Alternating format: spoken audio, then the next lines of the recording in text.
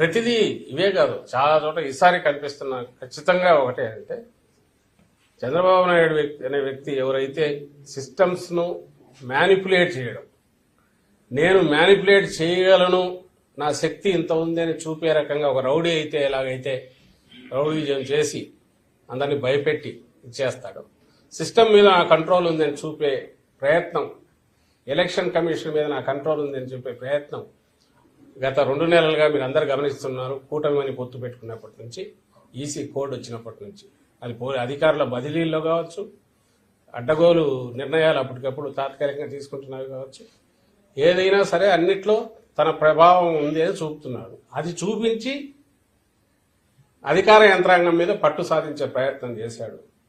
అవన్నీ కూడా ఇక్కడికి వచ్చేసరికి పాచికలేమి పారవు. అది ఏదైనా ఉంటే సైకలాజికల్ గానో మానసికంగానో ఆయన నమ్ముకున్న వాళ్ళకు కొంత టెంపరీ ఆనందాన్ని ఇస్తుంది.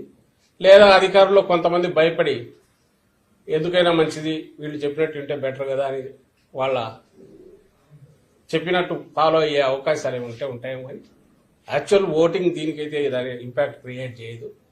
కానీ ఆయన నేచర్ ఏది ఉందో అది ఈసారి కూడా చూపించాడు చంద్రబాబు నాయుడు. బీజేపీతో పొత్తు పెట్టుకోవడం, పొత్తు పెట్టుకున్నాక తర్వాత ఇమ్మీడియట్ ఎన్నికల కమిషన్ మీద తన పట్టు బిగించడం, ఎన్నికల కమిషన్ కూడా అలాగే ఆయన ఎలాంటి ప్రెజర్ తెచ్చినా వాటన్నిటికీ తలొగ్గడం కూడా ఈసారి ప్రత్యేకంగా కనిపిస్తోంది.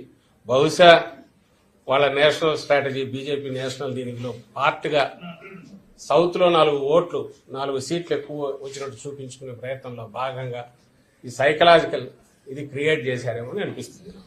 సోషల్ మీడియాలో కొంతమంది రెచ్చగొట్టే వ్యాఖ్యలు చేస్తున్నారు. మీ పార్టీ కార్యకర్తలకు రేపు ఎలాంటి సూచన? ఏం చేయగలరు? వాళ్ళు ఏం చేస్తారు?